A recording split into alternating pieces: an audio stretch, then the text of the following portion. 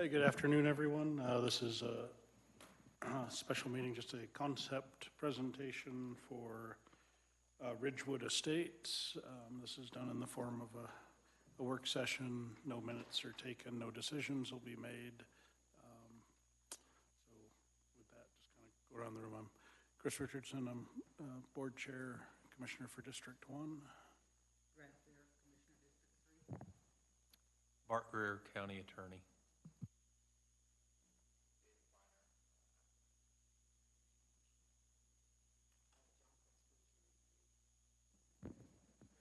Mark Dettenreiter, Director of Community and Economic Development. Dallas Schroeder, Commissioner District 2. And if you could just use the mics, because otherwise they can't hear you off-site. But I guess with that, I'll turn it over to your team, Jim. Okay. John, do you want to just kind of summarize it? Sure. So yeah, thanks for this opportunity to be in front of you. I put up on the screen, I'm sure that most of you recognize where the property is, but just for a little context, it is located at basically the intersection of County Road 3 and Highway 86. The whole thing closer? Got it. There we go. I had the green light, just wasn't close enough. So anyways, the property is located, it's about 425 acres, located at the intersection of County Road 3, also known as Legacy Ridge Street, and Highway 86. We are in the stages of putting together a PUD proposal for this property, although as we're working on the PUD and working with staff, there may be an opportunity to simplify and do a straight zone district on this property as well. So, you know, a few things in flux, but in general, the concept it will remain the same. There were a number of documents that we were kind of asked to prepare. This is a draft of the rezone exhibit, again, showing approximately 425 acres, access locations that have been reviewed in a previous application. Jim will kind of, I think, walk through a little bit of the history of the property if you're not aware of it. There are a couple of drainages on the property, and you'll see in the concept plan that those are a way that we have organized the actual conceptual site layout, as well as an area that has more of a ridge to it and has most of the pine trees on the property that has also been preserved in the actual site layout itself. The next exhibit that comes up on the screen is just a simplified how the zoning map would actually look. We're presenting to you a conceptual lotting plan, but obviously that's getting a little bit further into the detail of it. This was something that we presented at a neighborhood meeting, community meeting, so just to show folks, look, you know, what we're really submitting is a zoning request. However, we want them to understand what that could ultimately look like. So again, simplified zoning map here. The green areas are basically preserving the highest and most valuable natural features on the property in terms of the heavily treed area and the drainage, the significant drainage going through the property.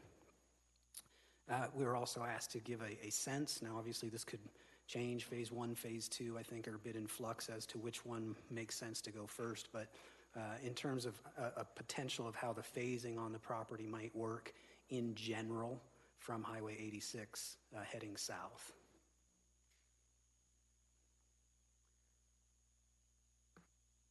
And then I'm going to switch over to the actual concept plan, which, of course, you have the hard copies in front of you.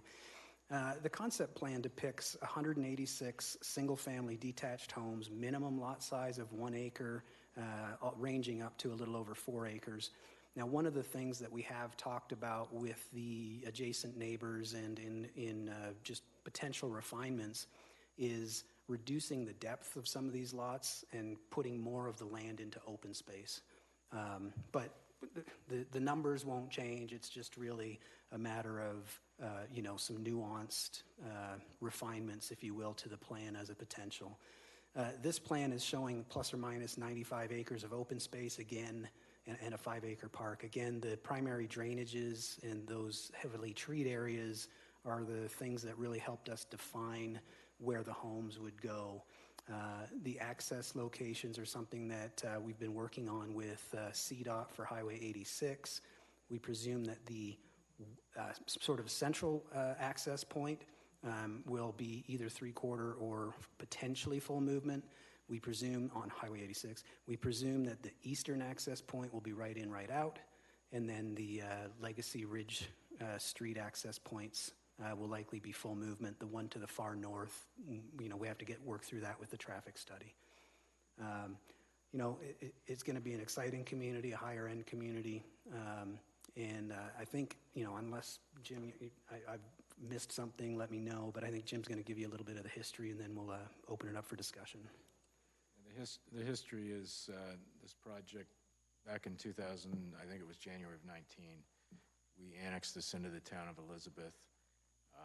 We endured their comp plan amendment process, COVID, recall elections, probably missing a couple of items here and there, but bottom line is we finally got our PUD zoning approval in November of 2022, about a year ago. And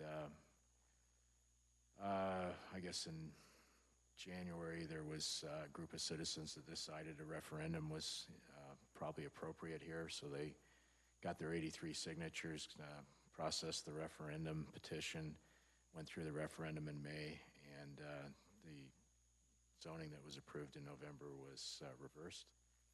So we de-annexed the property. The judicial annexation was done about, I guess about 5 or 6 weeks ago, I think. And so we've successfully de-annexed back into the unincorporated county. We did go through a lot of detail on this project when we were in the town, and probably most notably for the county's standpoint is, or from the county standpoint is CDOT. We did amend the access control plan on Highway 86 as part of our Legacy Village project that is in the town of Elizabeth. And what came out of that is that County Road 3, which is the western end of the property, is anticipated to be signaled at some point.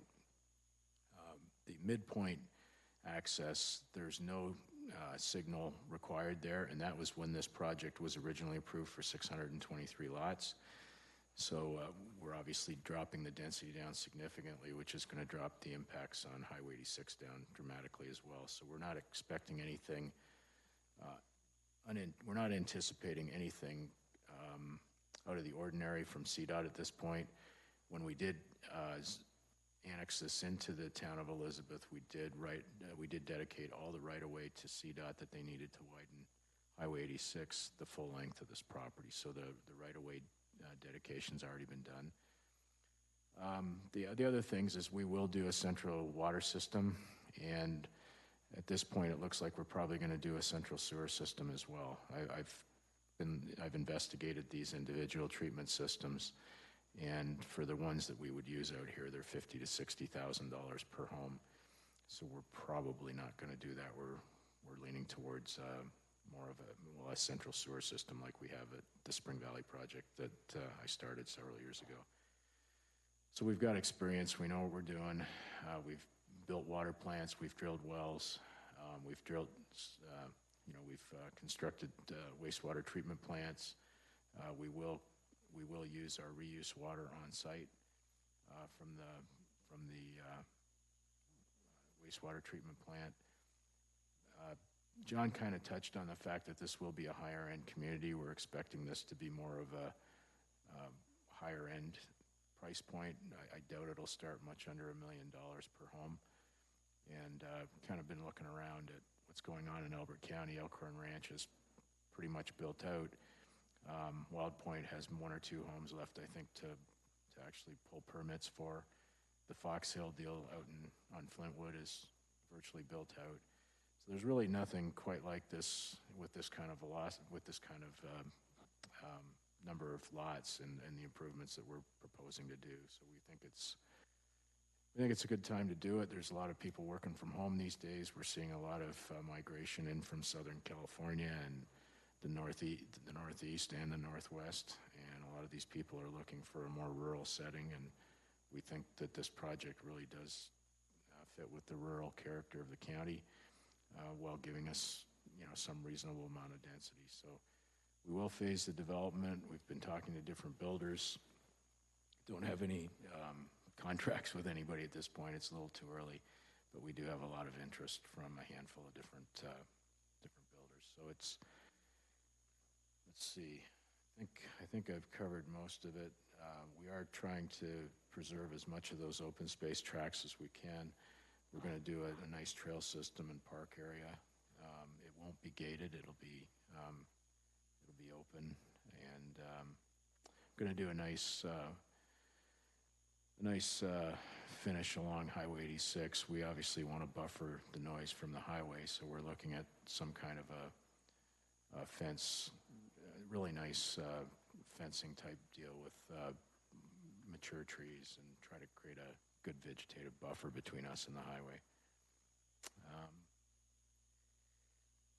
I think those are the highlights. We have met with several of the neighbors, including the people that live on State Highway 86.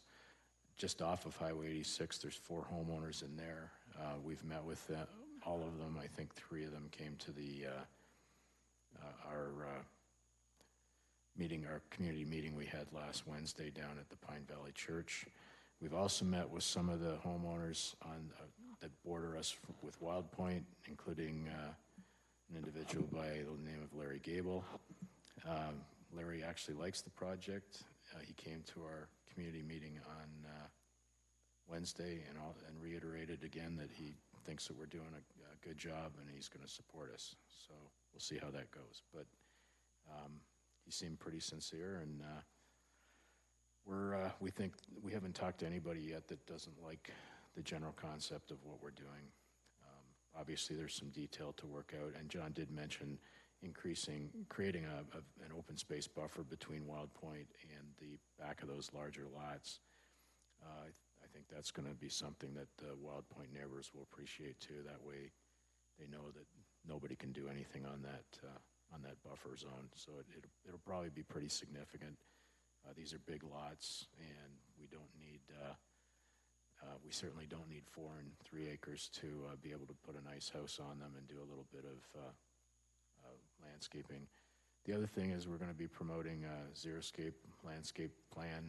We're going to try to, well, we're not going to try, we're going to limit irrigated turf to a specific number. We haven't nailed that down yet, but it's probably going to be something in the neighborhood of 2,500 square feet, maybe 3,000 on the high end.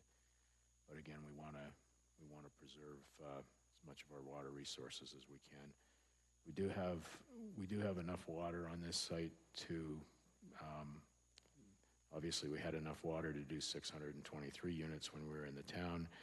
The town did go to a 300-year water rule, so we know we've got enough water if we use our reuse water to go to 623 units with our existing water rights. We also have other water rights that we own that are adjacent to this if we needed to bring it in, which we don't believe we have to. So I think we've been working on this a long time. We've thought about this. We were actually thinking about this layout prior to the referendum when we knew it was coming, and market conditions have changed a lot in the last 5 years relative to what people are looking for, and there's really nothing quite like this in Elbert County that we're aware of right now. So happy to answer any questions or Questions? The water would be from the Denver and the Arapahoe? yes.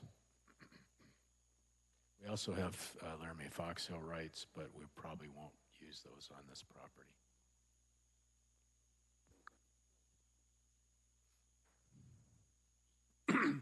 On the sewer, so obviously if you're going to do reuse, you're going to be doing your own sewer plant. You know, when Legacy Loop and that commercial part went in, I think the state required them to use Elizabeth's plant. Is that, are you comfortable that you're not going to be pushed into Yeah, we're going to, partnering with a town that? our preference is not to work with the town for obvious reasons. And I met with my wastewater engineering firm that I work with on Spring Valley. I also work with them relative to projects that I have up in the town of Bennett. They're also Bennett's wastewater consultant. And we looked at, we're probably going to do, we took our flows at about 180 gallons a day, which is on the high side of center. We don't think we're going to need more than 1 MGD, and we can do that with a package plant. We actually have a line on a package plant that was ordered by somebody that they're not using that we can purchase at a pretty good price. So it's cost effective. I think it's going to be more cost effective than the individual treatment systems, and we can capture our reuse water and use it on site. General idea of location for the plant, or is that? Right downtown Elizabeth, right across from Town Hall. Now we're probably where you see OS 7 there. That's kind of a low point, and it's close to the highway. We know we're going to have a fairly large detention pond down in that area, so that would probably be a good place to put the wastewater. And we can actually probably have a pond down there to store the wastewater in the wintertime so that we can use it in the spring and the summer and the fall.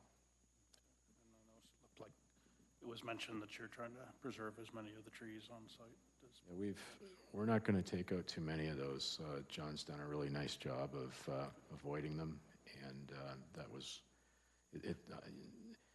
We've been up on site and driven around there. It's pretty cool, and I think we can create a nice little amenity there with a trail system that goes through there and kind of wraps around the community a little bit and back up through that other open space track. So we want to do something upscale here that people can enjoy it. It's not going to have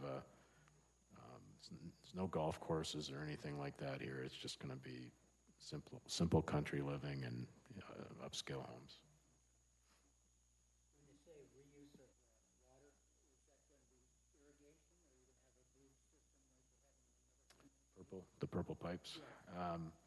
Haven't decided that yet. I think we'll probably just use it for irrigation purposes, and we're probably not going to generate enough reuse water to be able to irrigate all of the lots, but we could certainly irrigate certain phases of them.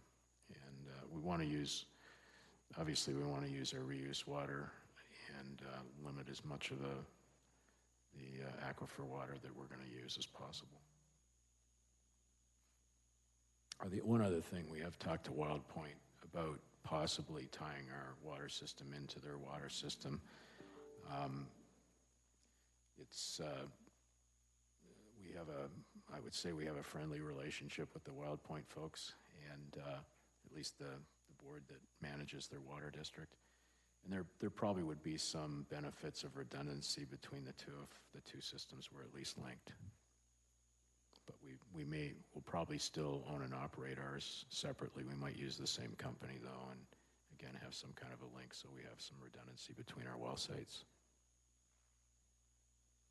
So back to the wastewater plant, the capacity of that is intended just for this development? Yes. Or be expanded?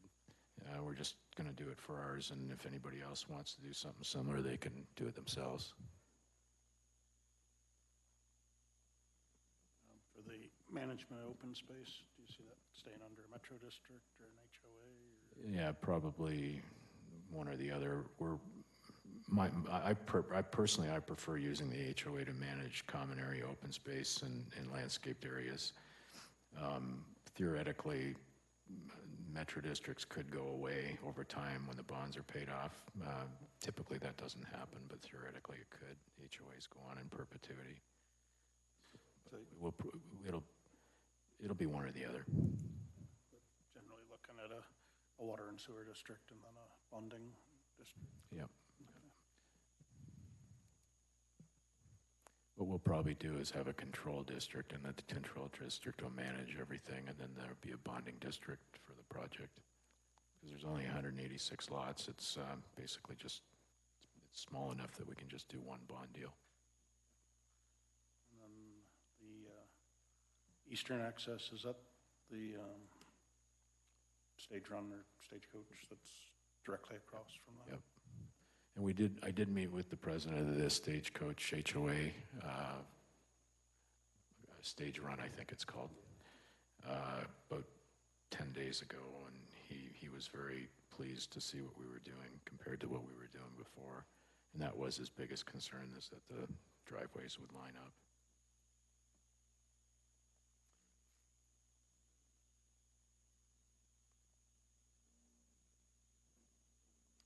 We'd be serviced by Elizabeth Fire and Elizabeth School District. Yeah, I was just going to say the demand on services is less than the original. And Yeah. I guess the only really change to us is it would bring it under the sheriff versus Elizabeth's police. And Right. It's not a big community to add No. for the unincorporated law enforcement. Actually, for the fire and the school district, they're probably going to end up being in a similar position from a tax revenue standpoint, because although there's less lots, the houses are more expensive, and probably end up pretty close to tax neutral for them. The big loser on this is the town of Elizabeth.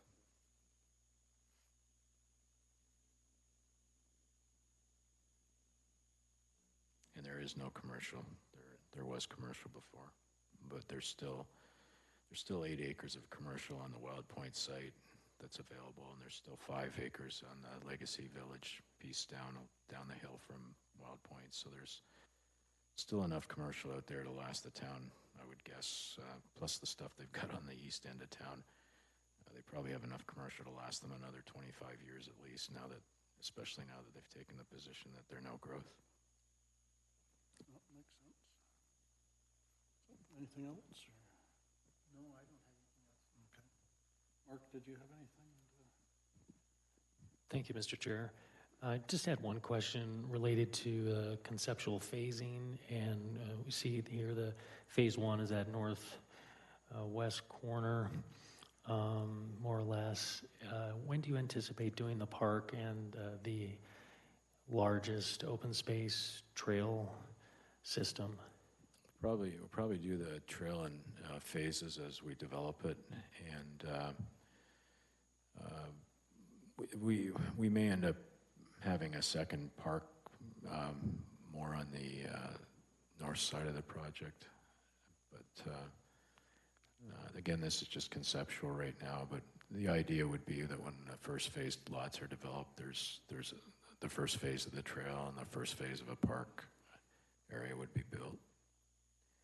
So it's there's pros and cons for starting. We could start down in the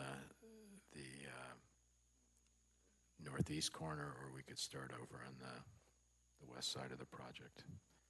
The argument for the west side, I think, is the fact that County Road 3 is where the traffic signals are going to go someday when the warrants are met, and that access is probably a little bit easier to get in and out of initially than the mid-block on the east side. How many homes are in each phase? Again, we haven't really nailed it down yet, but it's 186 lots, so it would make sense to try to do roughly 90 plus on each side. It's possible we could go to a 3-phase program as well, depending on who the builders are and how quickly we think it's going to absorb. We'll nail that down though.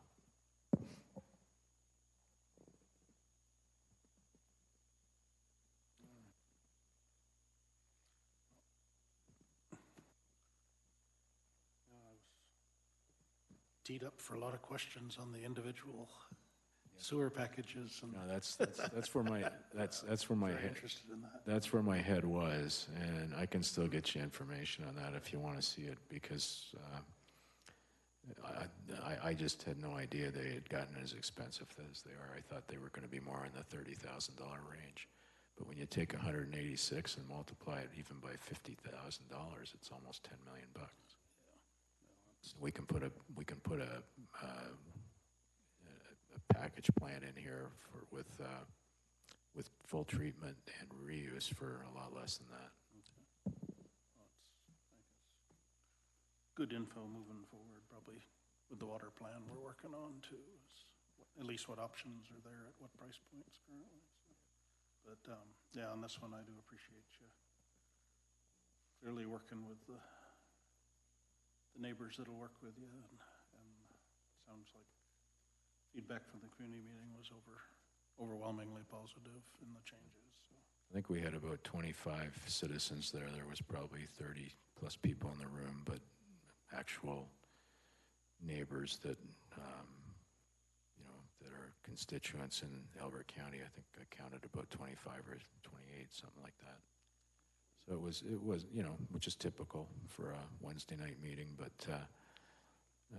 we didn't hear anything of any significance that was even leaning towards being negative. Anything from you, Bart? Or? You mentioned xeriscaping, and will that include, or an emphasis on xeriscaping, will that include forest fire or wildfire mitigation aspects to it as well? We've already, Cura is going to require a water storage facility that will handle any fire flow issues that we need. She gave us, I think she told me we're going to need about 100,000 gallon tank, that'll be part of our water treatment facility. So we will have what the fire district requires us to have on site, so that we've got water available if we do have a fire. We have to meet the codes that the fire district follows. Just as an example, at Spring Valley, we have our first phase, we built a 650,000 gallon tank. We have 1,786 lots approved out there, and we're in the process right now we've ordered the 2 million gallon tank, so it'll take our total storage up to 2,650,000 gallons, but we also have 1,786 lots. So we're 10 times the system out there. All right. Yeah, I guess with that, it looks good, and work with staff. Yeah. No, and we've had a couple of meetings with staff already on this, and I think we're moving in the right direction. And I alluded to it, but I didn't say it. We will be forming a metro district.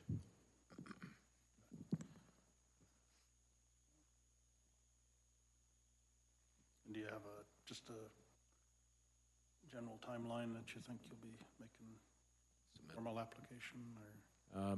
We're pretty close, actually. We're just working on the preliminary plat. One of the things that did come up in our pre-app meeting with staff, one of the planners asked why we weren't running the preliminary plat concurrently with the PUD zoning. Historically, I like to run the preliminary just ahead of the final.